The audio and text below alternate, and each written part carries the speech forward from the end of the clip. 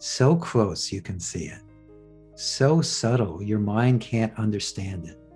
So simple you can't believe it. So good you can't accept it. That's Loch Kelly from his book, Shift into Freedom.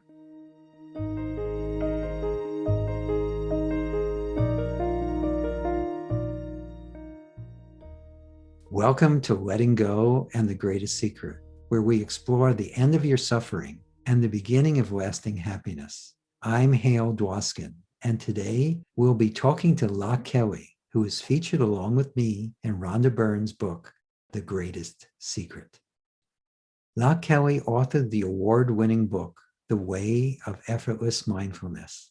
He is a licensed psychotherapist and recognized leader in the field of meditation and awakening. He founded the nonprofit Open-Hearted Awareness Institute. He also collaborates with neuroscientific research on compassion and awakening at Yale and NYU.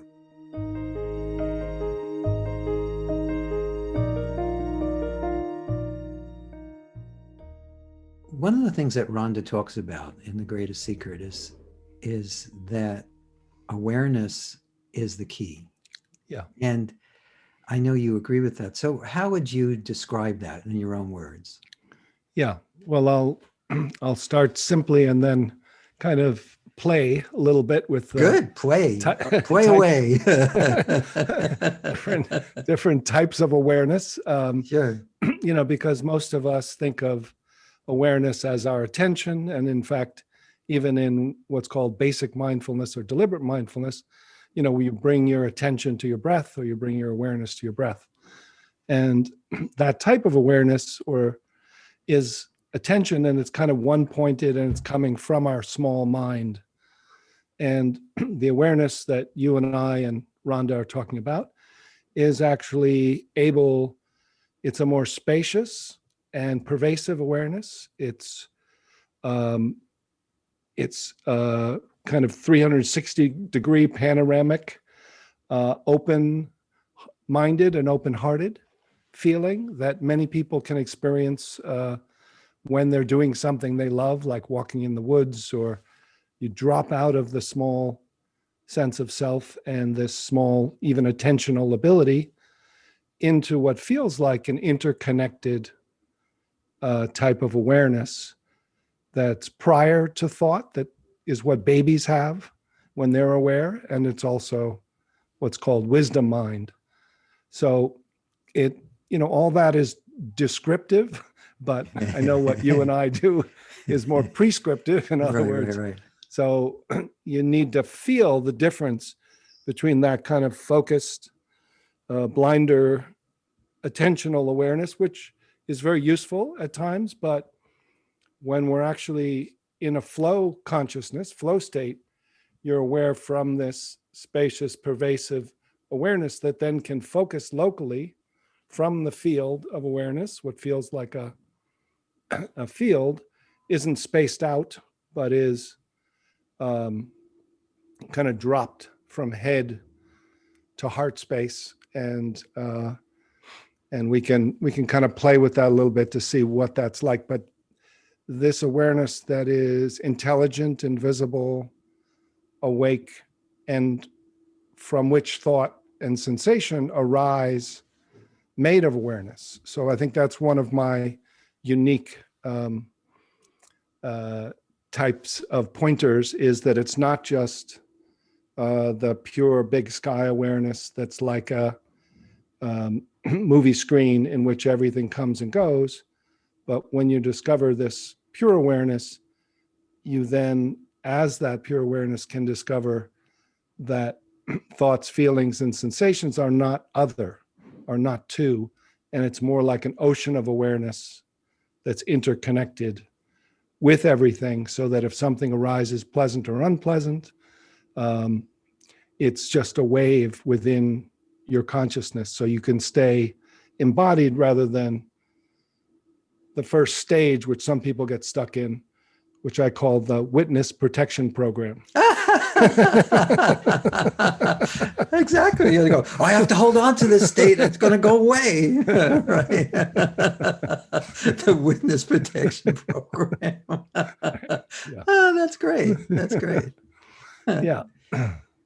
So the unique thing about is that that discovery of awareness-based knowing rather than thought-based knowing, rather than small self, this is called awakening. That shift from small mind to nature of mind, from small self to no self, to true nature or true self, from emotional heart and polarities and dualistic thinking to non-dual, which is not just oneness, but is multiple, is both and, which is the awareness that the polarities arise within.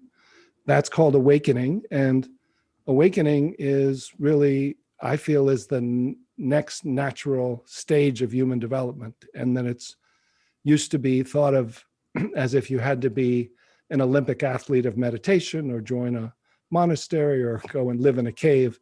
But as many of us are finding, it literally is like a stage of development that you can have a glimpse immediately, that you can discover and uncover this natural, already installed operating system, and then learn, slowly, like you would any new stage, to recognize it more easily, to live from it, and that it's immediately healing and gives you the capacity to be with trauma and with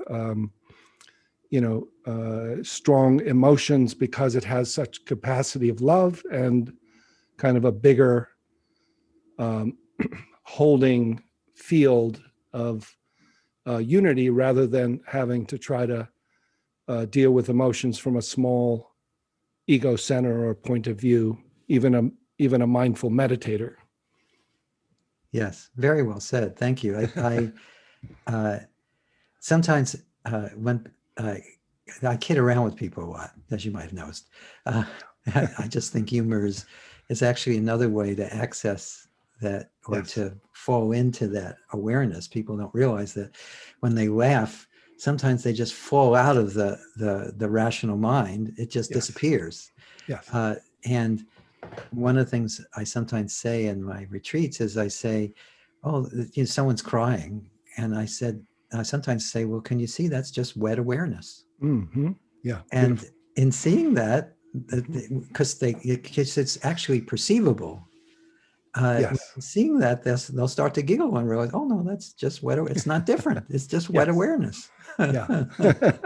That's beautiful. Yeah. And that's because that's the, in the particular tradition of that I started with, Mahamudra and Dzogchen style Tibetan, they make that very clear distinction that it's not just pure awareness that is the final revelation. It's often one of the first shifts, but that it's this inseparable pair of awareness and aliveness, or this same taste of awareness that's arising as wet awareness, as crying, laughing, anger, fear are just these waves in the ocean of this human experience. And that gives us more fullness and intimacy. So the goal is, being an awake human is not transcending emotions, as sometimes you get stuck in that first observing consciousness. I have no emotions. Yes, would you like some tea? All tea is the same, So, well, that's not sustainable. Yeah, it's not sustainable. Yeah. So it's that, it's that kind of interesting move to let go or surrender, but then what's letting go and what's surrendering, and then what is it discovering? So Yes. I talk about a couple different ways of doing that, but yeah, actually, would you do some of them? Sure. I just think the people listening to this will love it. And by the way, this is a podcast, even though we're videotaping it, and we're going to find a way to make the videos Oh, available yeah. too. Oh, But yeah. initially, Okay. All right. it's all audio. Okay. So if you can, see if you can describe Yes. it in a way that someone who doesn't have the video Got it. can Yes, get it I'm to the. I'm very visual. I'm like, my heritage is Irish, but everyone thinks I'm Italian or something because I got like the whole hand I motions. understand. I do that a lot too. I wave my hands around when I'm talking. And I I kind think of it's my Jewish heritage. Yeah. I illustrate, dropping like awareness being identified and then it opens to space. Um, all right, let's do one that's more of an inquiry style. Sure, do whatever you want. And honestly, I've seen your videos, and I think with just a few extra words, you could even communicate the things that are more visual. Yes. But do whatever you feel comfortable with. I want people to get a sense of how beautiful and effortless you show people how to shift from that more contracted. You call it mini me, which I love.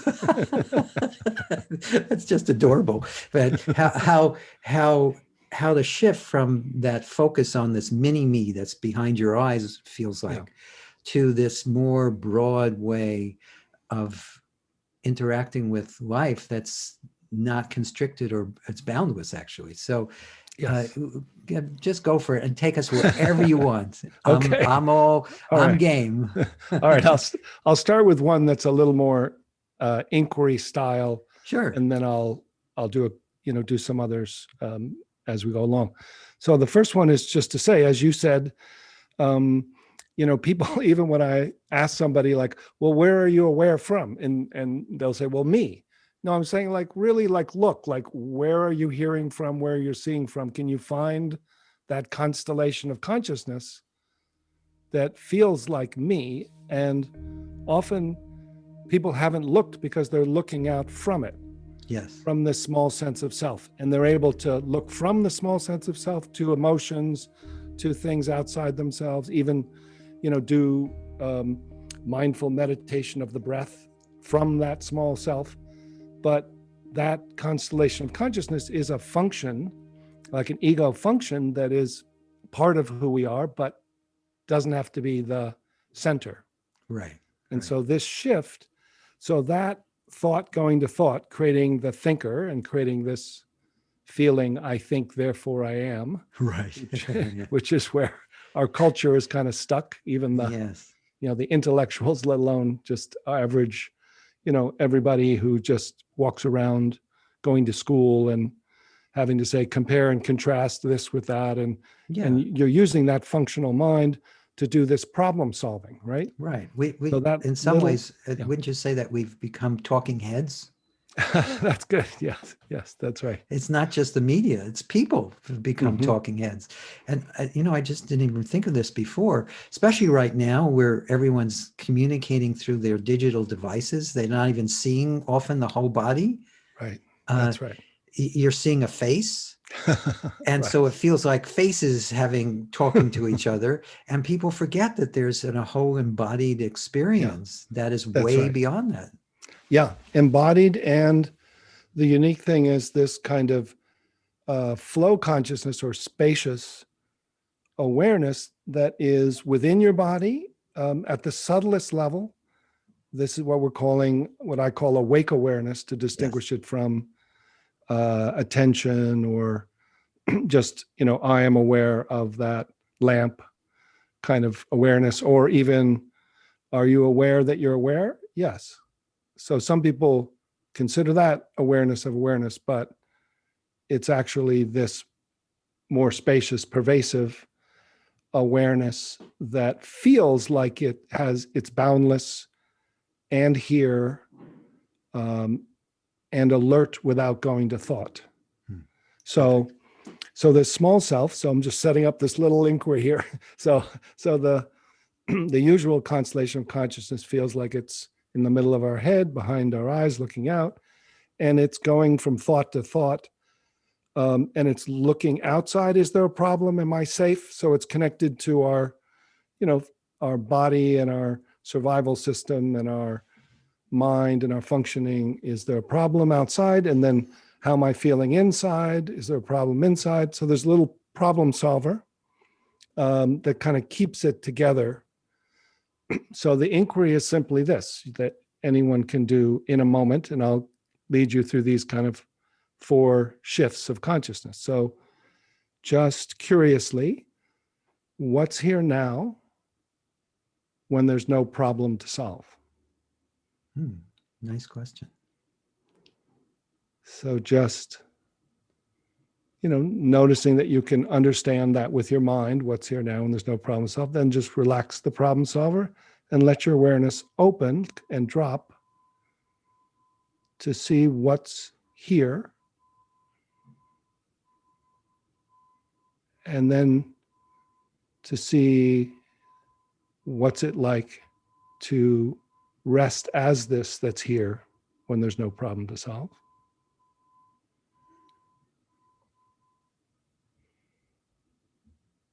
And then what's it like to be aware from here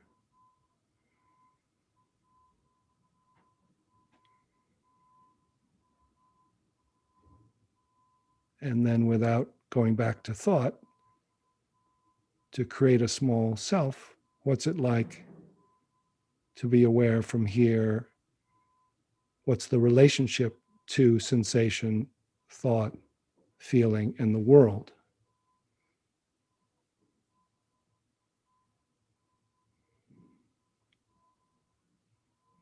So just notice those kind of qualities of space or location. Where are you aware from?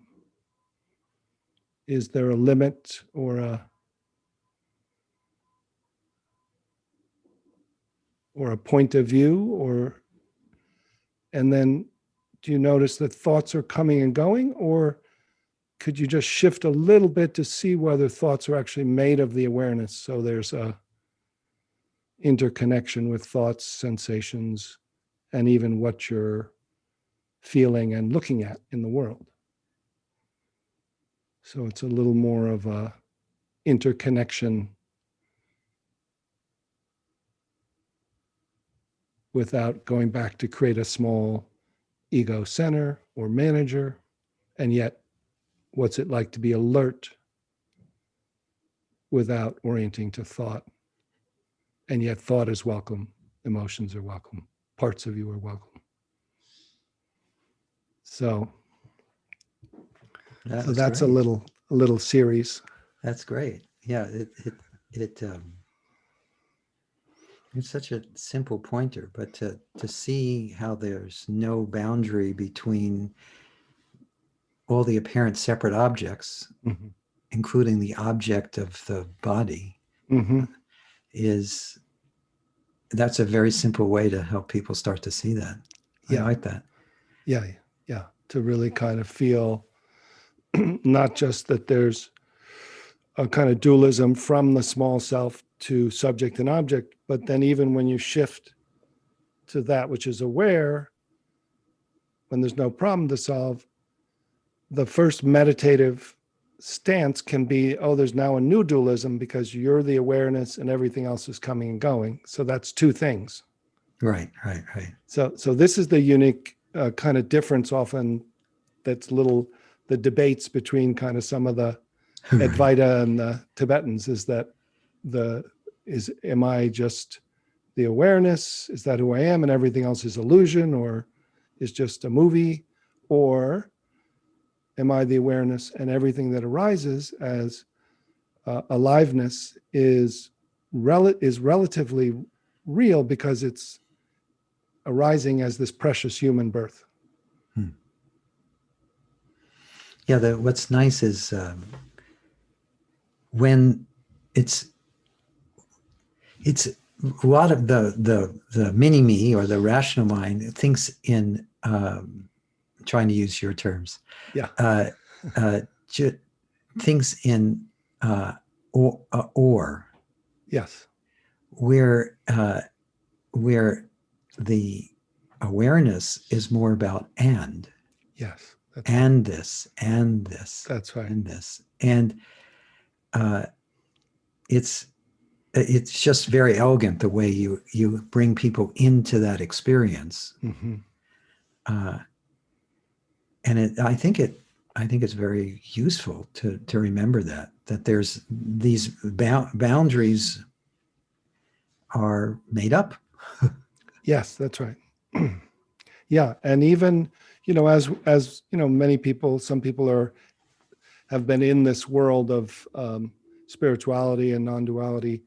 That some of the what I call one of my last chapters is called traps, detours, and rerouting instructions.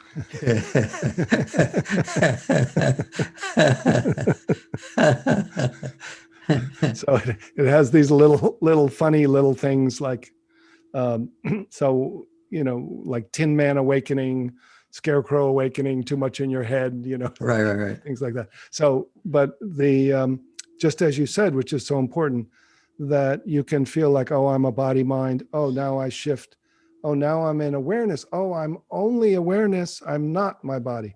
So there you go again, there's a either or. So Right. then the both and, oh, I'm awareness and my body becomes what's actually meant by emptiness. The word emptiness means there's no separate independent thing. Everything's interconnected. Right.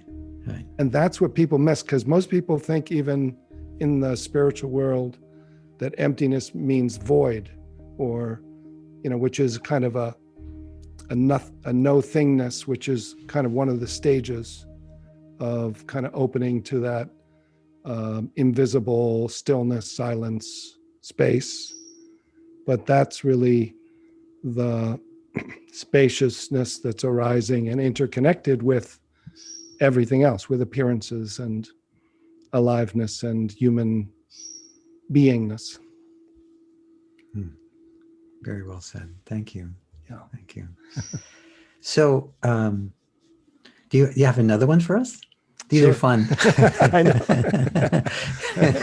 That's right. Yeah. And you're again, like me. We could just laugh all day. That's right. the thing. That's the fun thing, is that because awakening isn't serious business. It literally leads to, in the Mahamudra tradition, they say it's not just the absence of suffering, awakening, but it's the arising of natural positive qualities. Right. So it's this joy, it's this love with a capital L, not compassion with a capital C. It's not just human compassion. It's like the fabric of reality is free, and then you're human. Sometimes I say it's like I feel like I'm a kid on the first day of summer vacation. Every day. Every day. Because it's like you get up and you go like, ooh, what can I do? I can do anything. There's nothing I have to do. I can do anything.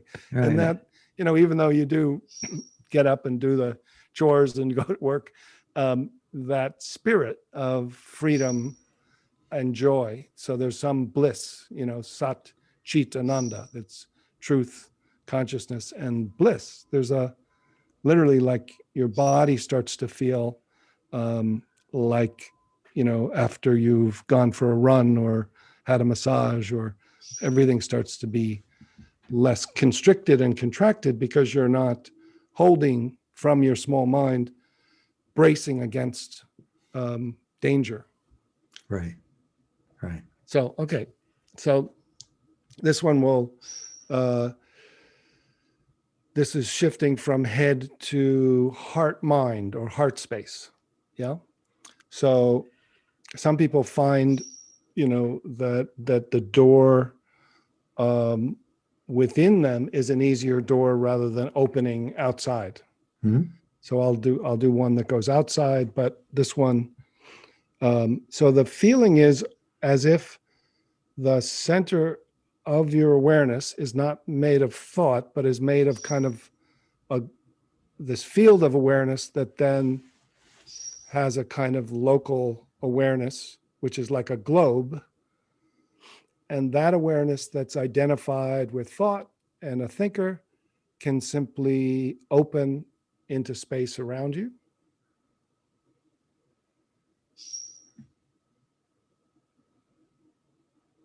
And just notice what it's like to be aware of space and from space and as space without orienting to thought. And then just notice that this globe of awareness is both outside and within. So it kind of drops to be aware of your jaw and your smile directly from within your jaw and your smile. And then feel as if awareness is moving itself down to your throat and your neck, and feeling the aliveness, the awareness, effervescence, and space within. So you're not looking up to thought to know you're aware directly, and you're not stretching attention down, but you're actually directly perceiving. And then feel that awareness-based knowing drop below your neck into your upper body. So you feel embodied directly. You feel your body from within. And then let that awareness find this safe space, this heart space. That's not your physical heart, not your heart chakra, not your emotional heart, but is this kind of door that goes deep within. This subtlest dimension of your being, and just let the awareness let go into this, which is equally inside and out. So it connects to this boundless heart as it goes deep within every atom. And then just notice that open quality that's deep and open, subtle. So you're aware from this open-hearted awareness, both within and all around. And this is the new location of intelligence, so that the files in the office of your head can be poured back into this field, and you can just use Wi-Fi, and you can stay at home in this heart space, almost as if you're feeling out of the eyes of your heart. And then you can receive light through your eyes, which are like a periscope that come down to this heart mind. And so it's a shift of location to this spacious, pervasive, open-hearted awareness. And if you're just letting all your senses, equal rights for all senses, so let all your senses come to this heart mind. And if your eyes are closed, just gently opening and receiving light through your eyes, and feel like you're looking out or connecting through your heart mind, which has the ability to respond. And you could even see what it's like to let your phone number arise to your heart mind.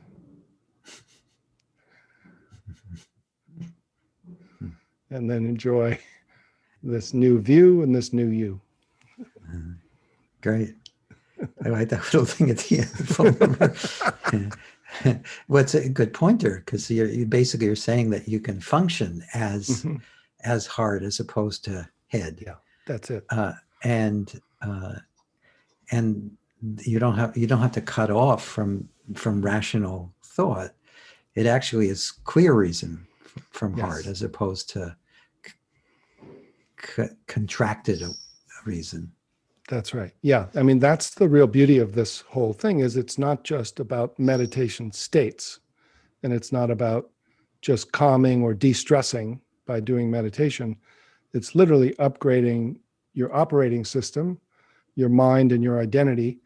And fortunately, they're already installed. So this awake consciousness is already available. It's not something that has to be developed like a skill, like playing the piano. It just has to be re-recognized and returned to. And then, like a developmental stage, it does take a little learning to return and training to remain. Right. Yeah. It's already here. It's actually been in charge all along, and we just didn't Yeah, realize it. that's it.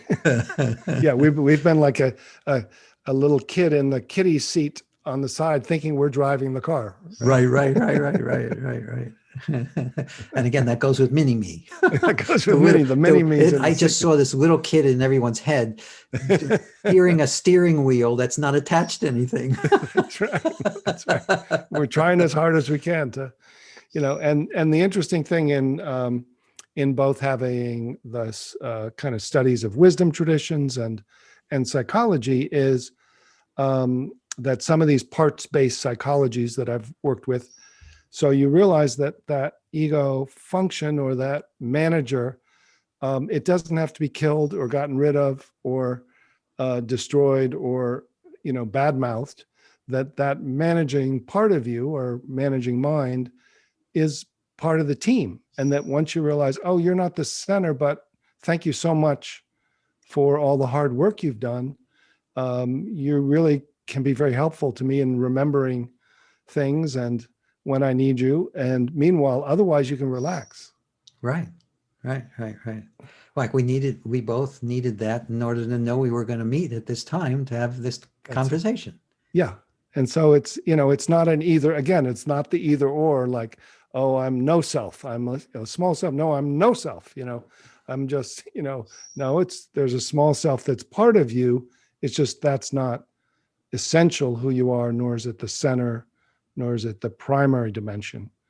This other dimension, more spacious and energetic, interconnected, multidimensional, and subtler,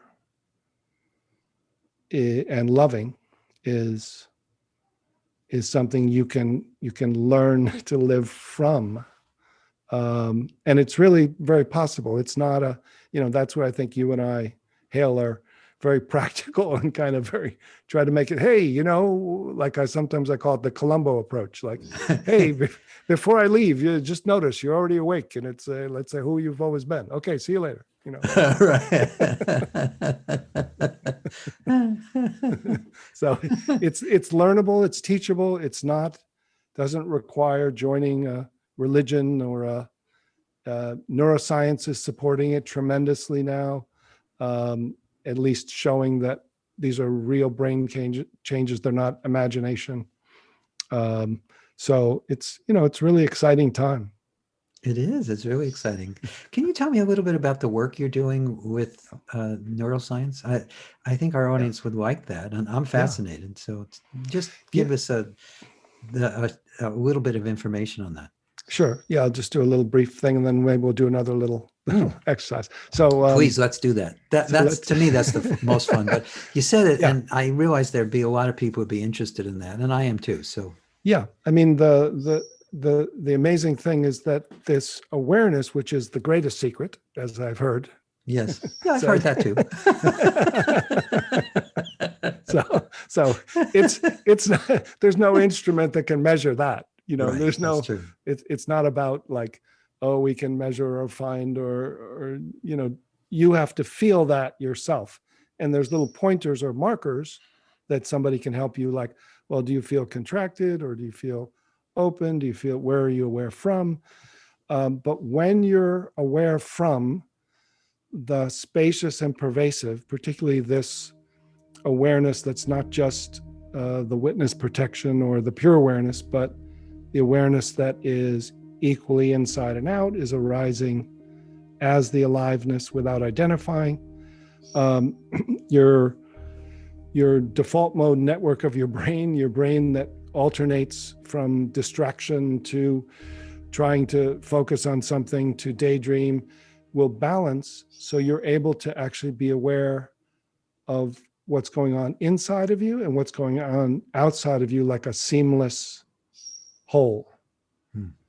So there's this amazing feeling of, because the mind alternates, they notice these two networks. One looks out, then it looks in, then it looks out, then it looks in. And that's why we get distracted, and that's where we go back to daydream. And they discovered that when you're in daydream, 80% of the time when you come out, it's negative. You feel negative. It was a negative experience because you were trying to find some solution to something and you were worried about something.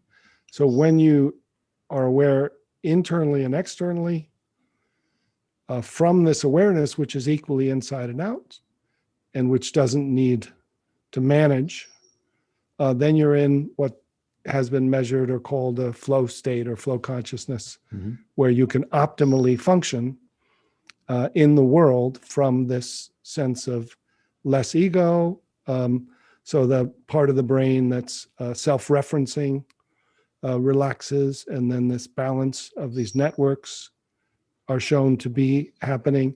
And then you're not just going from alpha state.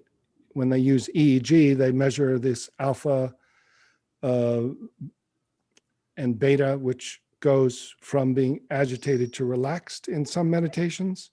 But in this awake embodied consciousness, there's this what's called synchronized gamma. And what that is like a perpetual aha. So it's kind of the creative dimension of the brain starts firing. So you feel happy and joyful and creative.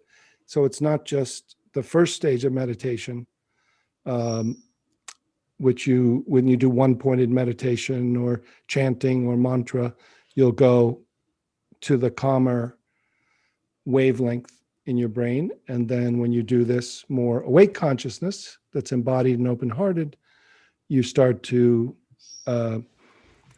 find that those people who do that go into this synchronized gamma, which is beautifully creative and fun. Yeah, it sounds great. So those are a couple little. Well, thank you. It's nice to know that the science is finding ways to validate what's direct experience. So that's great. Yeah. So it's kind of fun. Yeah. I'm sure it is fun. Because people, it just helps people not think it's imagination or it's just, well, let's just try to be really happy all the time and just think about that and imagine that, more of the, the thinking that you have to have a whole religious system in order to be supported or happy or embodied or feel the connection to the universe and not be so distracted and separate. Yes. But again, it's interesting. I'm sure bringing this awake consciousness into religious systems make them come to life too. Because I've heard about and listened to people who are very much part of a particular lineage of either Christian or Buddhist or Hindu or whatever, and they're sharing from this awake consciousness. Yes, it's nice to recognize it goes everywhere. That's right. No, it's not limited to right. But it's also not required. So I think that's important to know for many people to recognize that. Yeah, I often say to people, there's absolutely nothing required. There's nothing you need to do and nowhere you need to go in order to be what you already are. Yes. Yeah. And then everywhere. And then working with, so not only the neuroscience, but then the psychology, having worked with people who have complex trauma. So not just normal neurotic, people that most of us are or have been in most ways, but people who are, in outpatient clinics, living in psychiatric halfway houses I've worked with, and I'll just give you a simple example that they'll say, well, there's a part of me that really wants to hurt myself. And then it says is there another part of you? Is there a part of you that is also here that wants to feel better? Yes, there's a little part I can find. And then that's not the answer. The next question is, well, who's aware of both of those? Right. And then that movement, and then the person will say, well, I am. Right. Well, where are you? Well, I'm kind of like who I always was and am and everywhere. And all of a sudden, you just see that people who are so, have been caught in this traumatic contraction all their life have the ability, unlike some of the psychological belief system that if you didn't have a caretaker that was loving, you couldn't Right. access love. That this has now been shown that people have this innate, inherent ability that they can find their true essence. Yes. Beautifully said. It's important to remember that it's available to everyone, everywhere, always. Yeah. Yes, that's right. Yeah. Thank you. Yeah. So Hey, should we do another experiment? Yeah. Yes. Let's go for it. Let's try. So let's do this one. So again, we'll start, I think, because one of the key things is to really, when you're contracted, is to recognize where, is to recognize or feel that pain or that problem solver, so that you start where you are rather than start like, oh, I have a problem, I better do. It's like, well, where is it? It's in my gut. And where's the problem solver? Oh, it's trying to do it from this small self. So what we're going to do is we're going to move this awareness from being identified or attached to thinking, and then have it drop. In Buddhism, thinking is considered the sixth sense. So it's just as easy to say, I hear, therefore I am, or I guess you could say I smell, therefore I am, but I don't know if you want to say that. but the idea is that could be misinterpreted. That could be that might be saved for another time. Right. But the idea is that thinking isn't who we are. It's a sense. It's an organizing sense.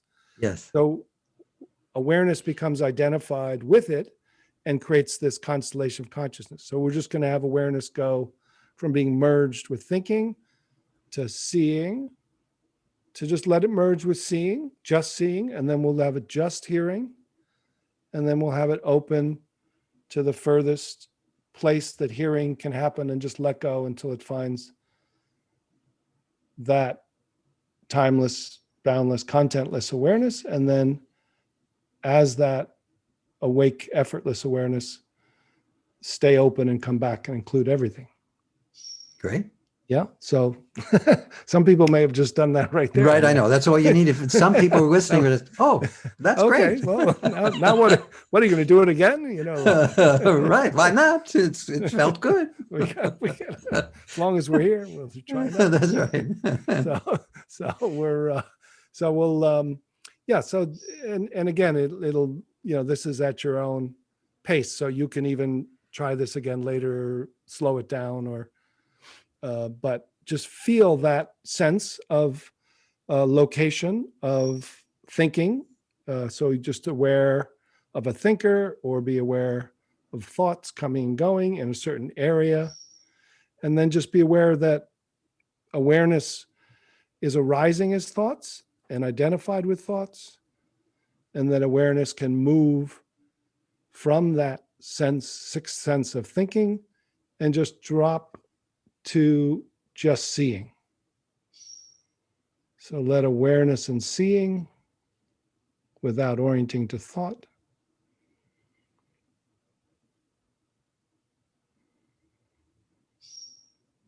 seeing without a seer,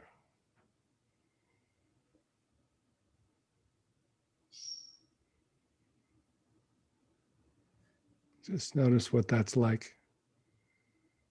When awareness is alert and is connected to this aliveness of seeing. And then just as that awareness can move itself from thinking to seeing, what's it like if that awareness drops and merges, joins with hearing? So just notice that shift of how the world of hearing opens.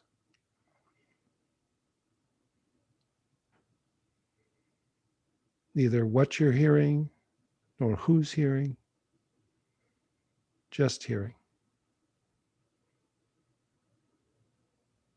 Awareness arising as hearing.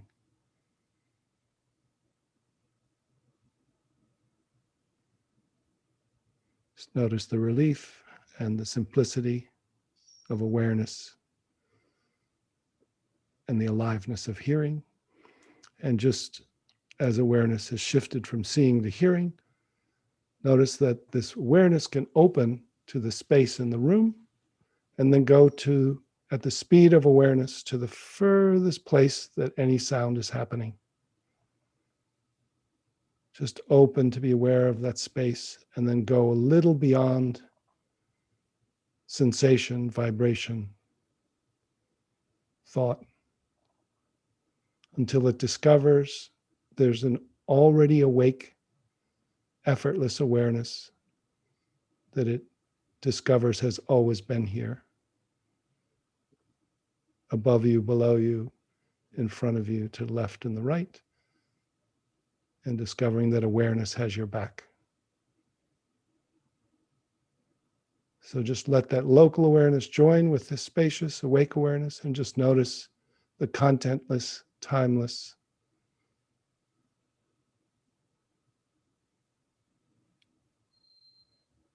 boundless field of awareness.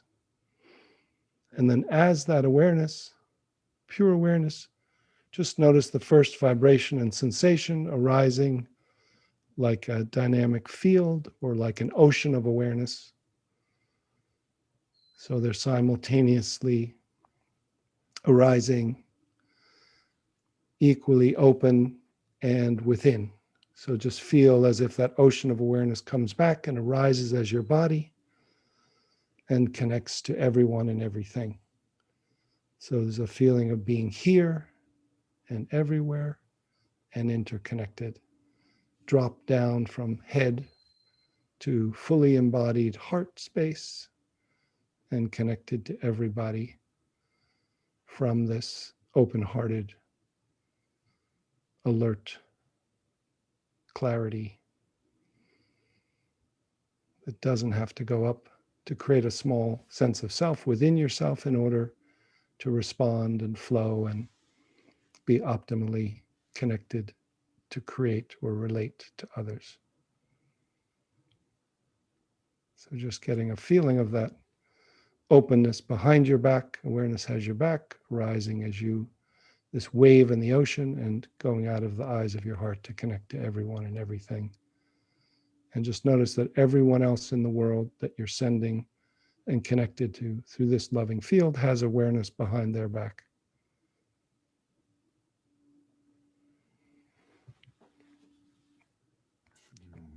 So, nice.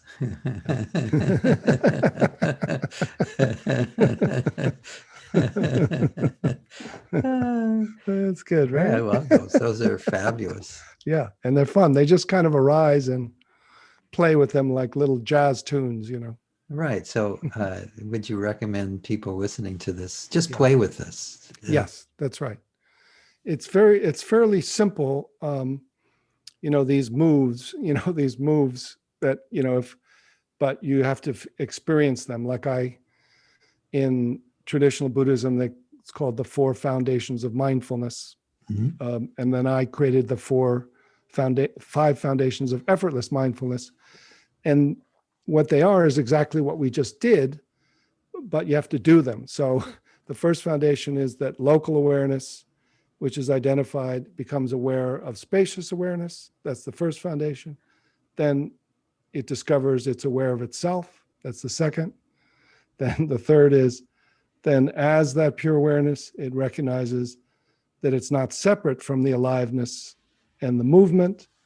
And then the fourth is it's equally inside and out, that you have a human body that's primarily foundationally arising like ocean and wave, that's embodied and interconnected. And then the fifth foundation is that you're operating from heart, mind, or open-hearted awareness, feeling the field of fabric of love and the intelligence of optimally flowing and able to live from this awake consciousness.